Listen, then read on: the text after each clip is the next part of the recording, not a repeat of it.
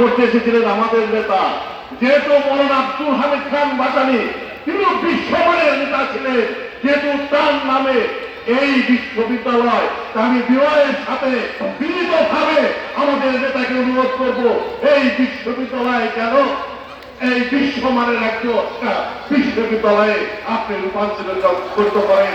এই প্রত্যাশা রেখে, এই আশা রেখে সকলকে ধন্যবাদ জানিয়ে আমি আমার বক্তব্য শেষ করছি। আসসালামু আলাইকুম। ধন্যবাদ। প্রিয় ভাইরা, ঐতিহ্যবাহী শিক্ষা প্রতিষ্ঠান মজলুম জননেতা মৌলানা আব্দুল হামিদ খান ভাসানীর নামে প্রতিষ্ঠিত। এইখানে আজকে মাননীয় প্রধানমন্ত্রী আমাদের বিএনপির চেয়ারপারসন ব্যারিস্টার তারেক রহমান এসেছেন। আমরা কি আনন্দিত না? সবাই আনন্দিত। মাননীয় প্রধান অতিথি প্রধানমন্ত্রী শহীদ রাষ্ট্রপতি জিয়াউর রহমানের নামে এই বিশ্ববিদ্যালয়ে একটি হল ছিল, সেই হলটি বিগত সরকার শুধুমাত্র শহীদ রাষ্ট্রপতি জিয়াউর রহমানের নামের কারণে আজকে পরিত্যক্ত অবস্থায় ফেলে রেখেছে।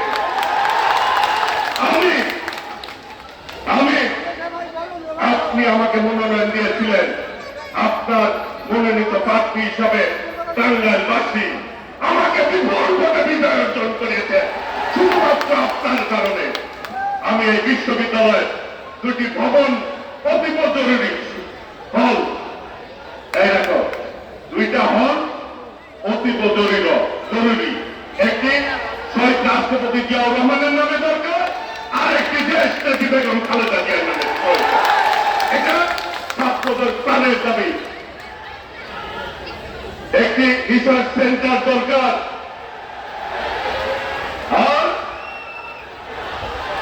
আর এই বিশ্ববিদ্যালয়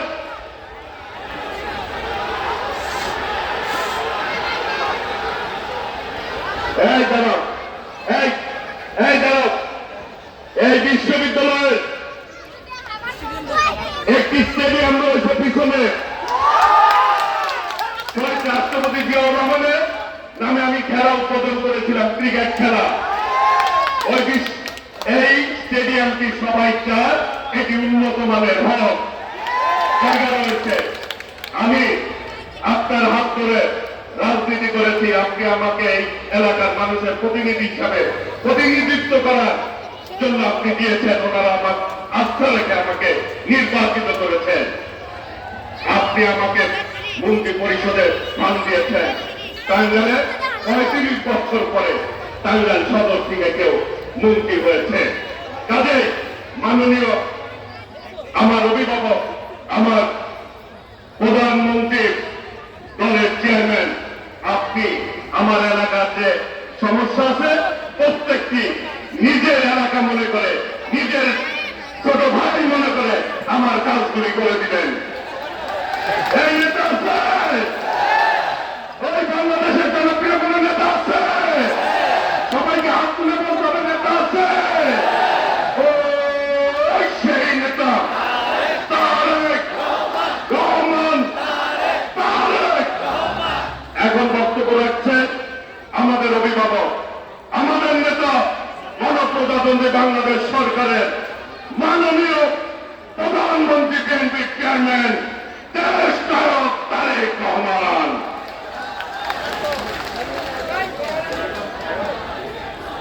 এখন চুপ করতে হবে, একটু আস্তে শান্ত হয়ে বসতে হবে, শান্ত হয়ে বসতে হবে। বিসমিল্লাহির রহমানির রহিম। আজকের এই তাৎক্ষণিক জনসভায় সম্মানিত এলাকাবাসী, উপস্থিত মা বোনেরা, প্রিয় ভাইরা, আমার দলীয় নেতৃবৃন্দ এবং কর্মী ভাইরা, আসসালামু আলাইকুম। কেমন আছেন আপনারা? ভালো আছেন? আজকে কি দিনটাকে? পয়লা বৈশাখ। আমি প্রথমে সবাইকে আমার তরফ থেকে পয়লা বৈশাখের শুভেচ্ছা জানাচ্ছি। হ্যাঁ, শুভ নববর্ষ, শুভ বাংলা নববর্ষ।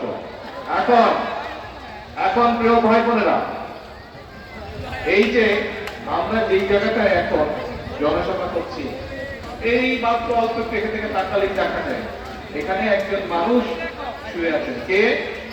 মরহুম আব্দুল হামিদ খান ভাসানী, মৌলানা ভাসানী নামে যাকে আমরা সবাই চিনি, কম বেশি সব মানুষই চিনি বাংলাদেশে।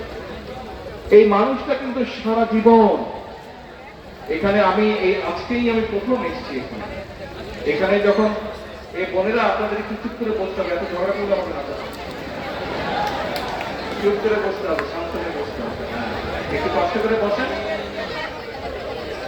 এই মানুষটা সারা জীবন কিন্তু এই দেশের খেটে খাওয়া মানুষ, কৃষক, শ্রমিক, তাদের জন্য কিন্তু রাজনীতি করে গিয়েছে, তাদের কথা বলে গিয়েছে।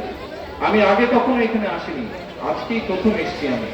এবং আমি যখন তার মাজারটা জিয়ারত করলাম, দেখলাম যে পাশে, আপনারা তো নিশ্চয়ই গেছেন, জিয়ারত করতে গেছেন না, তার মাজারের পাশে ছোট্ট একটা কুঁড়ে ঘর, এবং ওখানে যারা দায়িত্বে আছেন তারা আমাকে বললেন যে এই ঘরটাতে উনি থাকতেন, ছোট্ট একটা ঘরে থাকতেন। একটা মানুষ যে সারাটা জীবন এই দেশের খেটে খাওয়া মানুষ, কৃষক বলেন, শ্রমিক বলেন, দিনমজুর বলেন, তাদের জন্য রাজনীতি করেছেন, তাদের কথা বলে গেছেন, তাদের দাবি সবসময় তুলে ধরেছে, তাদের কষ্টের কথা বলেছে। এই মৌলানা ভাসানী, মরহুম মৌলানা ভাসানী, তার একটি প্রতীক ছিল। বলেন তো তার প্রতীকটা কি ছিল? ধানের শীষ। এই মৌলানা ভাসানীর প্রতীক ছিল কিন্তু ধানের শীষ। শহীদ রাষ্ট্রপতি জিয়াউর রহমান যখন দায়িত্বভার পেলেন, মৌলানা ভাসানী দেখলেন যে মৌলানা ভাসানী সারাটা জীবন দেশের জন্য যেই কষ্টটা করেছেন, কাজ করতে চেয়েছেন, দেশের মানুষের যে কথাগুলো বলতে চেয়েছেন শহীদ রাষ্ট্রপতি জিয়াউর রহমান, ঠিক সেই কথাগুলো বলছেন এবং সেই কাজগুলোই করার চেষ্টা করছেন শহীদ রাষ্ট্রপতি জিয়াউর রহমান। সেজন্যই যখন 1979 সালে নির্বাচনের সময় আসলো, সেই সময় মৌলানা ভাসানী শহীদ রাষ্ট্রপতি জিয়াউর রহমানকে বললেন, তোমার হাতে আমি ধানের শীষ তুলে দিলাম। প্রিয় ভাই বোনেরা, সেদিন থেকে মৌলানা ভাসানী সেই ধানের শীষ বাংলাদেশ জাতীয়তাবাদী দল তথা বিএনপি, শহীদ জিয়ার পরে খালেদা জিয়ার পরে আপনারা যারা বিএনপি নেতা কর্মী, সেই ধানের শীষকে জনগণের মাঝে নিয়ে গিয়েছে, ধানের শীষকে জনগণের মাঝে পরিচিত করেছে, ধানের শীষকে জনগণের মাঝে জনপ্রিয় করেছে। এবং তার প্রমাণ এই যে মাত্র 2 মাস 2.5 মাস আগে যে একটা নির্বাচন হয়ে গেল, এই নির্বাচনে সমগ্র বাংলাদেশে সবচেয়ে বেশি ভোট পেয়েছে সেই ধানের শীষ।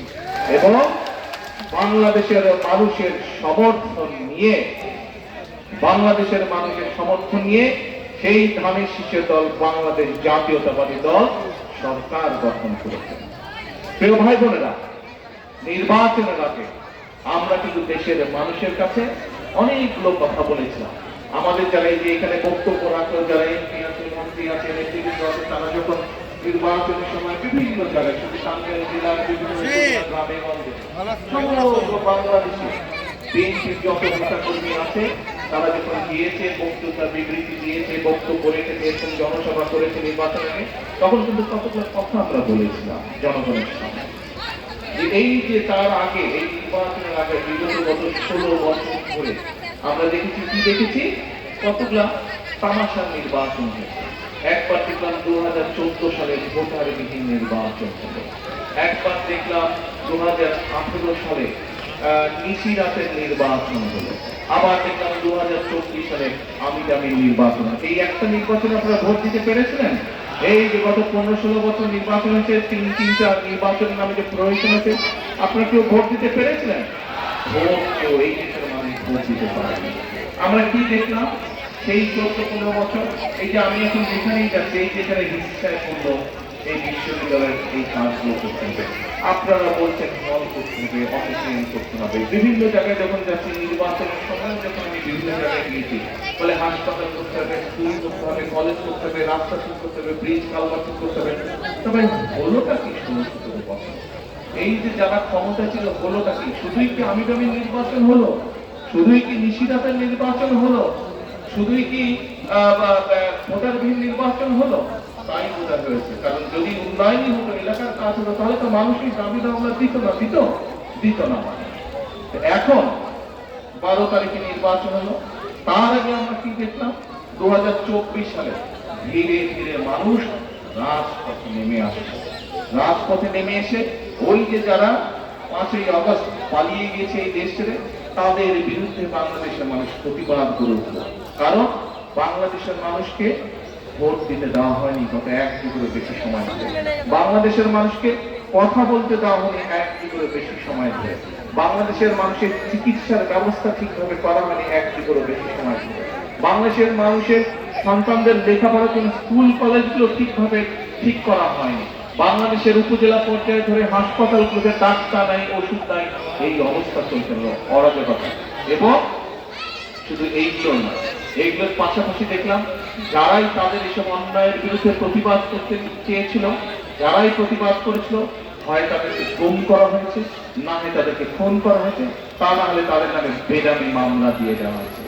বিএনপির লক্ষ লক্ষ, হাজার না ভাই, হাজার না, লক্ষ লক্ষ নেতা কর্মী নামে, প্রায় 60 লক্ষ বিএনপির নেতা কর্মীর নামে মিথ্যা গায়েবী মামলা দেওয়া হয়েছে।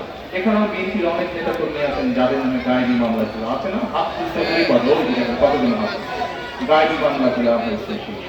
এইভাবে করে মানুষের অত্যাচার নির্যাতন হলো। আমরা কি দেখলাম? 2024 সালের জুলাই আগস্ট আমরা দেখলাম যে মানুষ প্রতিবাদ হিসেবে রাস্তায় বের হয়ে আসলো। কিন্তু তার বিপরীতে আমরা দেখলাম সেই যে যারা পালিয়ে গেছিল, তারা তাদের লোকজনকে দিয়ে পাখির মতন করে গুলি করে মানুষকে হত্যা করলো। শুধু মানুষকে হত্যা করে নাই, ইউনিসেফ আছে যে জাতিসংঘের হিসাব মতে প্রায় 60 জনের বেশি শিশুকে পর্যন্ত সেদিন হত্যা করা হয়েছিল। নিষ্পাপ শিশুদেরকে হত্যা করা হয়েছিল সেদিন। মানুষের প্রতিবাদ, বিক্ষোভের মুখে আমরা দেখলাম 5ই আগস্ট সেই যে স্বৈরাচার ছিল, সেই যে ফ্যাসিবাদ ছিল, আমরা দেখলাম কিভাবে দেশ ছেড়ে দেশ থেকে তারা পালিয়ে গেল। এমন ভাবে তারা পালালো, তাদের মন্ত্রী উজিন্নাজি তো পালালো, খোদ তারা যে বাইতুল মসজিদে যে ক্ষতি দিয়েছে সেই ক্ষতি পর্যন্ত পালিয়ে, মসজিদের ইমাম সাহেব পর্যন্ত। এই ছিল অবস্থা। মানুষের উপরে কতটা নির্যাতন, কতটা জুলুম করলে কেউ এত ভয়ে পালাতে পারে, এবং মানুষের উপর কতটা নির্যাতন জুলুম করলে পরে মানুষ এত বিক্ষুব্ধ হতে পারে। প্রিয় ভাই বোনেরা, 5ই আগস্টের পরে কি ইতিহাস, কি ঘটনা কম বেশি আপনারা জানেন। যে এই বাংলাদেশের মানুষ ভোটের দাবিতে, তাদের রাজনৈতিক অধিকার প্রতিষ্ঠার দাবিতে, তাদের অর্থনৈতিক অধিকার প্রতিষ্ঠার দাবিতে বিগত 1 যুগেরও বেশি সময় ধরে আন্দোলন সংগ্রাম করেছিল। আল্লাহর রহমতে সেই স্বৈরাচার পালিয়ে গেল দেশ ছেড়ে, ফ্যাসিবাদ পালিয়ে গেল, আসলো পরিবর্তন দেশে। মানুষ আশায় বুক পাওয়া। সকল রাজনৈতিক দলগুলো যারা রাজনীতি করতে চেয়েছে, যারা এত বাধার মুখেও মানুষের কথা বলতো, দেশের কথা বলতো, মানুষের বাক স্বাধীনতার কথা বলতো, মানুষের রাজনৈতিক স্বাধীনতার কথা বলতো, অর্থনৈতিক স্বাধীনতার কথা বলতো, সেই রাজনৈতিক দলগুলো নির্বাচনে অংশগ্রহণ করল। নির্বাচন হলো, বাংলাদেশের মানুষ সেই নির্বাচনে 12ই ফেব্রুয়ারি নির্বাচনে বাংলাদেশের মানুষ ভোট দিল, সংসদ প্রতিষ্ঠিত হল, সরকার গঠিত হলো। এখন সরকার, সংসদ চলছে, সরকার চলছে। এই যে নির্বাচন হলো 12 তারিখ, এই নির্বাচনের আগে আমরা বাংলাদেশ জাতীয়তাবাদী দল বিএনপি, আমরা দেশের মানুষের ভাগ্যের পরিবর্তনের জন্য, দেশের ভাগ্যের পরিবর্তনের জন্য আমরা কতগুলো কথা মানুষকে বলেছিলাম। এই যে আজকে আমি টাঙ্গাইলে এসেছি, আমি কি শুধু এই জনসভা করার জন্য এই টাঙ্গাইলে এসেছি? না, আমরা এসেছি টাঙ্গাইলে আজকে সরকারের পক্ষ থেকে এই যে আমরা 5 তারিখে 12 তারিখের আগে মানুষকে যে একটা কমিটমেন্ট দিয়েছিলাম, একটা প্রতিশ্রুতি দিয়েছিলাম, তার অনেকগুলো প্রতিশ্রুতির মধ্যে একটি প্রতিশ্রুতি ছিল। কি প্রতিশ্রুতি ছিল? আমরা যদি সরকার গঠন করতে সক্ষম হই, তাহলে এই বাংলাদেশে কৃষককেই আছে, যেই কৃষকদের জন্য মওলানা ভাসানী সারাটা জীবন আন্দোলন সংগ্রাম করেছে, কৃষকদেরকে প্রতিষ্ঠিত করার জন্য, তাদেরকে সচ্ছল করার জন্য, সেই কৃষক ভাইদের জন্য আমরা একটা কৃষক কার্ড দেবো, কৃষক কার্ড দেবো। এটি ছিল আমাদের প্রতিশ্রুতি বাংলাদেশের জনগণের কাছে। এই প্রতিশ্রুতির অংশ আজকে আমরা পূরণ করতে যাচ্ছি বা পূরণ করেছি আমরা, অর্থাৎ আমাদের প্রতিশ্রুতি রক্ষা করতে, এই প্রতিশ্রুতির কাজ আমরা আজকে এই টাঙ্গাইলের মাটি থেকে আমরা শুরু করলাম, মওলানা ভাসানীর মাটি থেকে আমরা আজকে শুরু করলাম। আজকে প্রথমে সরকারের কিছু নিয়ম কারণ আছে, সেই নিয়ম কারণের কারণে আমরা আজকে প্রথমে পাইলট প্রজেক্ট হিসেবে শুরু করেছি। প্রায় 22,000 কৃষককে সারা বাংলাদেশে, শুধু টাঙ্গাইলে না, টাঙ্গাইল আছে, কক্সবাজার আছে, বগুড়া আছে, যশোর আছে, বিভিন্ন 22টি, বাংলাদেশের 22টি উপজেলায় 495টার মতন উপজেলা, কিন্তু 22টি উপজেলা আমরা শুরু করেছি, সরি 11টি উপজেলায়, এবং এই 11টি উপজেলায় আমরা 22,000 কৃষককে আজকে কৃষক কার্ড দিয়েছি। পর্যায়ক্রমিক ভাবে বাংলাদেশে প্রায় 2,75,00,000 কৃষক সবার কাছে ধীরে ধীরে আমরা এটা পৌঁছাবো। আপনারা দেখেছেন নির্বাচনের সময় আমরা বলেছিলাম যে বাংলাদেশের নারীদেরকে, মা বোনদেরকে যদি আমরা সহযোগিতা না করি, বিশেষ করে বাংলাদেশের 4 কোটির মতন পরিবার আছে, এই পরিবারগুলো যে নারী প্রধান আছে, তাদেরকে স্বাবলম্বী করার জন্য আমরা ফ্যামিলি কার্ড দিতে চাই মায়েদের হাতে। শুনেছিলেন, মনে আছে? বলেছিলাম সেই ফ্যামিলি কার্ডের কাজও কিন্তু আমরা শুরু করেছি, এবং সেই ফ্যামিলি কার্ড সারা বাংলাদেশে প্রায় পাইলট প্রজেক্টে 37,000 পরিবারের কাছে আমরা এটি পৌঁছিয়েছি, এবং পর্যায়ক্রমিক ভাবে কিন্তু সারা বাংলাদেশে আস্তে আস্তে আমরা আগামী 5 বছরে এটা দিব। আমরা আরেকটি বলেছিলাম, আমরা বলেছিলাম যে আমরা এই যে আমাদের মসজিদ গুলো বলেন, অন্য ধর্মের গির্জা বলেন, মন্দির বলেন, এখানে যারা ধর্মীয় গুরু আছে, আমাদের মসজিদের খতিব সাহেব আছে, ইমাম সাহেব আছে, মুয়াজ্জিন সাহেব আছে, ওনাদের জন্য আমরা সরকারের পক্ষ থেকে সম্মানের ব্যবস্থা করব। আপনাদের নিশ্চয়ই মনে আছে কিছুদিন আগে এই প্রতিশ্রুতিও কিন্তু কাজ আমরা শুরু করেছি। সারা বাংলাদেশে প্রায় 11,000 ইমাম, মুয়াজ্জিন, খতিব সহ অন্যান্য ধর্মের যারা ধর্মীয় গুরু আছে, তাদের মধ্যে আমরা এই সম্মানের দেওয়ার কাজ শুরু করেছি। এই যে এখানে ছেলেরা যে ইয়াং ছেলেরা যে স্টেডিয়ামের দাবি করলো, এখানে স্টেডিয়াম ঠিক করতে, আমরা বলেছিলাম যে আমরা পেশাদার খেলোয়াড় তৈরি করতে চাই, এবং এই পেশাদার খেলোয়াড় তৈরি করার জন্য এখন অনেক সময় দেখা যায় অনেক ছেলে আছে, মেয়ে আছে যারা কোনো একটি খেলায় ভালো, কিন্তু তার পরিবারের মধ্যে সেই আর্থিক সচ্ছলতা নেই। আর্থিক সচ্ছলতা না থাকার ফলে কি, সে চাইলেও খেলতে পারছে না, তাদের সংসারের চাপে পড়ে থাকতে হচ্ছে, চাকরি বাকরি করতে হচ্ছে বা অন্য কাজ করতে হচ্ছে, ফলে সেই খেলাটায় মনোনিবেশ করতে পারছে না, সেই পেশাদার খেলোয়াড় হতে পারছে না, হতে পারছে না। কিন্তু আমরা সরকারের তরফ থেকে এরই মধ্যে পদক্ষেপ নিয়েছি যে যারা ভালো খেলা হবে তাদেরকে আমরা সরকারের পক্ষ থেকে সম্মানিত ব্যবস্থা করব। সেই কাজও আমরা শুরু করেছি। আমরা ফ্যামিলি কার্ডের কাজ শুরু করেছি, আমরা কৃষক কার্ডের কাজ শুরু করেছি, আমরা ইমাম সাহেবদের, মুয়াজ্জিন সাহেবদের যে সম্মানের কথা বলেছিলাম সেটির কাজ আমরা শুরু করেছি। আমরা খেলোয়াড়দেরকে পেশাদার খেলোয়াড় হিসেবে আমাদের তরুণ প্রজন্মকে গড়ে তোলার জন্য যারা খেলোয়াড় আছে তাদেরকে, তারা যাতে পেশাদার হতে পারে সেটির কাজ আমরা শুরু করছি। আরেকটি কথা আমরা বলেছিলাম, এই বাংলাদেশে একটি বিশাল বড় সমস্যা আছে, নদীমাতৃক দেশ। আমরা ছোটবেলা থেকে দেখি যে বাংলাদেশ নদীমাতৃক দেশ, কিন্তু এখন অবস্থা এমন দাঁড়িয়েছে, আমরা জানি অনেক জায়গা আছে, গ্রামে গঞ্জে অনেক জায়গা আছে যেখানে বর্ষাকালে পর্যন্ত কৃষকরা পানির সুবিধা পায় না, পানি আসে না সেখানে। সেই জন্য আমরা বলেছি যে সে বন্যার কারণেই হোক, কৃষকের সেচ সুবিধার কারণেই হোক, ভূগর্ভস্থ পানির স্তর নিচে নেমে যাওয়ার কারণেই হোক, আমরা খাল খনন কর্মসূচি শুরু করব। সেই কর্মসূচির কাজও আমরা শুরু করছি।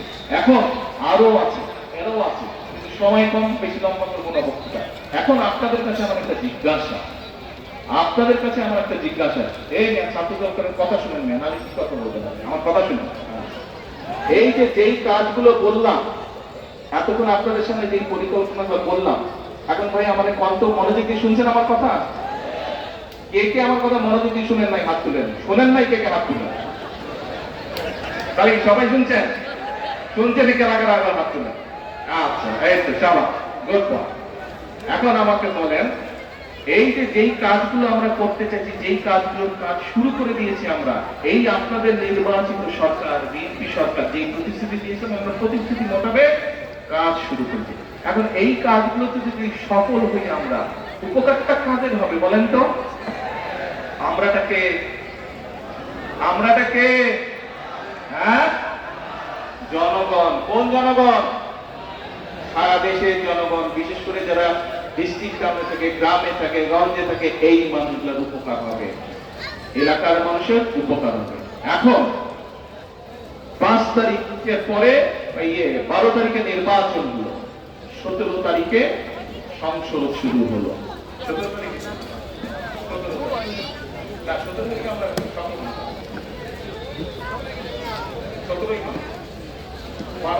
12ই মার্চ প্রথম সংসদ শুরু হলো। ভালো কথা। আমরা তো ভাই, আপনারা দেশের মানুষ বিএনপিকে নির্বাচিত করেছে, দেশ পরিচালনার জন্য। তাই তো বিএনপি সরকার গঠন করেছে না? এখন যাদেরকে মানুষ ভোট দেয়নি তারা তো বিরোধী দলে বসবে, তাই তো নিয়ম, সংসদের নিয়ম তো তাই। যাদেরকে মানুষ বেশি ভোট দেয়নি, অল্প ভোট দিয়েছে, তারা তো বিরোধী দলে বসবে। এখন এই বিরোধী দলে যারা বসলো, বসার সাথে সাথে আমরা দেখলাম ওই যে মনে আছে স্বৈরাচার একবার বলছিল বিএনপিকে 1 মিনিটও ক্ষমতা শান্তিতে থাকতে দিব না, মনে আছে এই ডায়লগ? মনে আছে?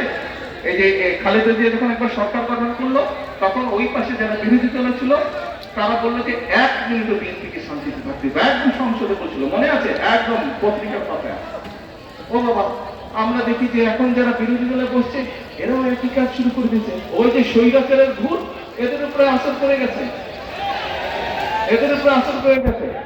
আমরা যে কাজগুলো করতে চাচ্ছি দেশের জন্য, আপনারা তো নিজের এই যে হাজার হাজার লোক এখানে বসে, আপনারা প্রত্যেকটা মানুষ হাত তুলে বললেন যে বিএনপি সরকার এই কাজগুলো সঠিকভাবে করতে বললে কার সুবিধা হবে? জনগণের উপকার হবে। এই কাজগুলোকে বাধাগ্রস্ত করার জন্য তারা কি শুরু করবে? বিভিন্ন রকম তারা কায়দা শুরু করবে। তারা বলে সনদ পাস করতে হবে, এই করতে হবে, ওই করতে হবে। দেখুন, এই যে ইন্টারিম গভর্নমেন্ট যে ছিল, ডক্টর ইউনূসের যে গভর্নমেন্ট ছিল, সরকার ছিল, তারা কি করলো? তারা একটি সংস্কার কমিশন গঠন করলো। কিন্তু বাংলাদেশের সংস্কারের প্রস্তাব সবচেয়ে প্রথম কে দিয়েছিল বলেন তো? বিএনপি দিয়েছিল 2016 সালে। এই যে সংস্কার কমিশন যে ডক্টর ইউনূসের গঠন করেছিল, যখন তারপরে বিএনপি সহ বিভিন্ন দলকে যে আমন্ত্রণ জানিয়েছিল, সেখানে যা আলাপ হয়েছে, যত সংস্কারের বিষয় আলাপ হয়েছে, তার 80 to 85% সংস্কার প্রস্তাব বিএনপি সবচেয়ে প্রথমে দিয়েছিল। এবং কার নেতৃত্বে দিয়েছিল? দেশনেত্রী বেগম খালেদা জিয়ার নেতৃত্বে 2016 সালে এই সকল প্রস্তাব বিএনপি দিয়েছিল। তারপরে শুধু তাই নয়, 2023 সালে বিএনপি আবার, সেই সময় আন্দোলন চলছে, আন্দোলনের বিএনপির সাথে যেই দলগুলো ছিল সেই সকল দলকে সাথে নিয়ে বিএনপি 31 দফা দিয়েছে। 31 দফা মনে আছে না আপনাদের? 31 দফা দিয়েছে। আমাদেরকে যখন ওই সেই সংস্কার কমিশনে দাওয়াত দেওয়া হলো, তাই আমরা যা করব আমরা জনগণের সামনে একদম জোর গলায় বলি যে আমরা এই করব, যাতে আমরা দ্বিমত পোষণ করি। আর এই গণতন্ত্রের নিয়মিত হচ্ছে আমার কোনো বিষয়ে কোনো ব্যাপারে মত থাকবে, কোনো ব্যাপারে দ্বিমত থাকবে, সেটা তো সমস্যা নাই। দ্বিমত আপনার সাথে থাকতেই পারে আমার, কিন্তু দ্বিমত থাকলে আমরা সেটি আলোচনা করব। আপনি আপনার পয়েন্ট বলবেন, আমি আমার পয়েন্ট বলবো। আপনার যদি যুক্তি থাকে আমি মেনে নেব, আপনার যদি যুক্তি না থাকে আমি মেনে নেব। কিন্তু আমরা সংসদে কি দেখলাম? আমরা সংসদে এখন দেখতে পাচ্ছি এই যে যাদেরকে মানুষ অল্প ভোট দিয়েছে সেই জোর করছে যে তারা যেটি বলবে সেটি হতে হবে, এরকম একটা দাবি তারা তুলে দিচ্ছে সংসদ। আমরা দেশবাসীকে পরিষ্কার ভাবে আবারও আজকে এই জনসভায় দাঁড়িয়ে পরিষ্কার ভাবে আমি আপনাদের সামনে এবং এখানে মিডিয়া আছে, মিডিয়ার মাধ্যমে সমগ্র দেশের মানুষকে বলতে চাই পরিষ্কার ভাবে, এই জুলাই সনদ আমরা সংসদের দক্ষিণ প্লাজায় ডক্টর ইউনূস যখন দেখেছিল সনদ সই করার জন্য, সবচেয়ে প্রথমে বিএনপি জুলাই সনদ সই করে এসেছে। কাজে যেই জুলাই সনদ বিএনপি সই করে এসেছে, সেই জুলাই সনদের প্রত্যেকটি অক্ষর, প্রত্যেকটি শব্দ, প্রত্যেকটি লাইন ইনশাআল্লাহ আমরা বাস্তবায়ন করব। বাংলাদেশের জনগণ বিএনপিকে দায়িত্ব দিয়েছে দেশ পরিচালনা করার জন্য। কাজেই সনদ যেটি বিএনপি সই করে এসেছে, যেই সনদে অন্যরাও সই করে এসেছে, আমরা দেখেছি এই যে এখন যারা বিরোধী দলে আছে, প্রথমবার দেখলাম তারা গেল করবে কি করবে না একটু ঢিলে ঢামা, আর তাদের সাথে আরেকটা দল আছে তারা তো তখন সই করে নাই, তাদেরকে দেখলাম নির্বাচনের পরে গিয়ে হঠাৎ করে চুরি করে সই করলো। তো ভাই, সবচেয়ে প্রথমে তো এই জুলাই সনদে কে সই করেছে? বিএনপি সই করেছে। যারা নির্বাচনের পরে গিয়ে সই করলো কিন্তু জুলাই আন্দোলনে যারা জুলাই সনদের জন্য যারা গলা ফাটায় ফেলে, তাদেরকে তো আমরা প্রশ্ন করতে পারি, এতই যদি তোমাদের দরদ হয় তোমরা প্রথমে কেন সই করলে না? ভাই, প্রিয় ভাই বোনেরা, একটু আগে বলেছি, আবারও পরিষ্কার বলছি, বিএনপি ইনশাআল্লাহ যেই জুলাই সনদে সকল রাজনৈতিক দল সই করেছে, বিএনপি যেই জুলাই সনদে সই করেছে, যেই জুলাই সনদ সংসদের দক্ষিণ প্লাজায় অনুষ্ঠিত হয়েছিল, অনুষ্ঠান করে যে জুলাই সনদে সকল রাজনৈতিক দল সই করেছে, সেই জুলাই সনদে ইনশাআল্লাহ বিএনপি বাস্তবায়ন করবে, এর কোনো নড়চড় হবে না। কিন্তু কিন্তু যারা বিএনপির খাল খনন, বিএনপির ফ্যামিলি কার্ড, বিএনপির কৃষক কার্ড, পেশাদার খেলোয়াড় তৈরি সহ এই সকল জনগণের জনকর্মসূচি, সেইগুলোকে বাধাগ্রস্ত করবে, বিএনপি জনগণকে সাথে নিয়ে তাদেরকে প্রতিহত করবে। কাজে আসুন, আজকে আমাদেরকে সজাগ থাকতে হবে, আজকে আমাদেরকে সতর্ক থাকতে হবে। কারা স্বৈরাচারের ভূত কাদের উপরে আবার ধীরে ধীরে আসর করছে, কারা আবার দেশে অরাজকতা তৈরি করতে চাচ্ছে। 2 দিন আগে আপনারা দেখেছেন, আমরা সমগ্র দেশের মানুষ দেখলো বাংলাদেশের 2টি জায়গায়, এক শেরপুর, 2 বগুড়ার একটি আসনে উপনির্বাচন হয়েছে। হ্যাঁ, হয়তোবা অবাঞ্ছিতভাবে 2-1টি ছোটখাটো ঘটনা ঘটেছে। আমি 2 দিন আগে নির্বাচন হওয়ার পরে বাংলাদেশের সকল পত্রিকাগুলো ঘাটাঘাটি করলাম।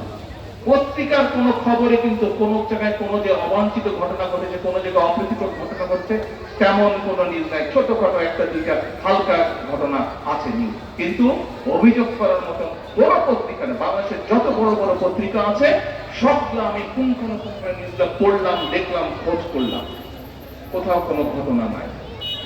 যেখানে নির্বাচন, উপনির্বাচন হয়েছে, সেখানে মানুষ শান্তিতে আছে, সেখানে পরিস্থিতি ঠান্ডা। কিন্তু পরিস্থিতি গরম কোথায়? বায়তুল মোকাররমে। যেখানে ঘটনা ঘটবে সেখানে কোনো খবর নাই, পরিস্থিতি গরম হচ্ছে বায়তুল মোকাররমে। কারা পরিস্থিতি ঘোলাটে করার চেষ্টা করছে, নিশ্চয়ই সেটি আপনাদের অজানা নয়। অজানা আপনাদের? অজানা নয়। কাজে প্রিয় ভাই বোনরা, আজকে সময় এসেছে আমাদের সকলকে, এখনো স্বৈরাচারের ভূত, স্বৈরাচার পালিয়ে গেছে কিন্তু স্বৈরাচারের ভূত কিন্তু রয়ে গিয়েছে এই দেশে এখনো। কাজে আমাদের সকলকে সজাগ থাকতে হবে, আমাদের সকলকে সতর্ক থাকতে হবে, যাতে জনসম্পৃক্ত যে সকল কর্মসূচি আছে এই কর্মসূচিগুলো যাতে বাধাগ্রস্ত হতে না পারে। আমরা দেখেছি অতীতে কিভাবে দেশের মানুষের ভাগ্যের পরিবর্তনের রাজনীতিকে বাধাগ্রস্ত করা হয়েছে। আমরা দেখেছি অতীতে কিভাবে গণতন্ত্রকে বাধাগ্রস্ত করেছে।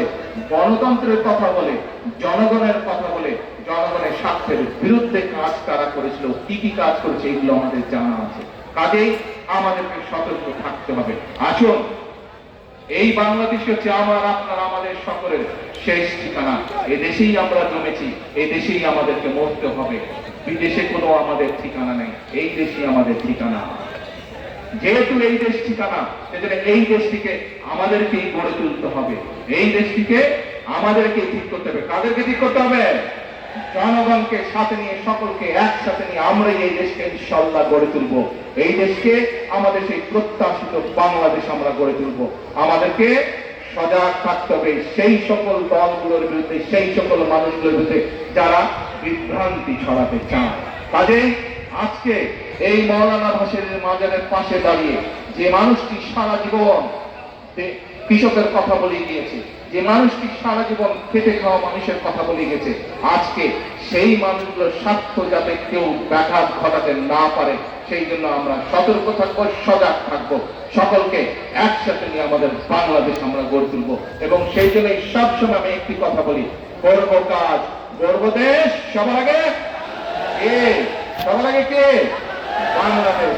আসুন, বাংলাদেশ আপনার, বাংলাদেশ আপনাদের, বাংলাদেশ আমার, বাংলাদেশ আমাদের, বাংলাদেশ আমাদের সকলের। এই দেশ আমরা গর্ব, এই দেশকে সুন্দরভাবে আমরা সামনের দিকে এগিয়ে নিয়ে যাব। এটাই হোক আজকের এই জনসভা, এটাই হোক মওলানা ভাসানীর মাজারের পাশে দাঁড়িয়ে আমাদের আজকের শপথ, আমাদের আজকের প্রতিজ্ঞা। ইনশাআল্লাহ মওলানা স্টেডিয়ামটা আফসার হবে, এমনিই হবে ইনশাআল্লাহ। আজকে এই প্রতিজ্ঞা নিয়ে, এই শপথ করে আপনাদের কাছ থেকে বিদায় নিচ্ছি। ইনশাআল্লাহ আবার দেখা হবে। আল্লাহ হাফেজ। বাংলাদেশ জিন্দাবাদ, বাংলাদেশ জাতীয়তাবাদী দল জিন্দাবাদ। আসসালামু আলাইকুম।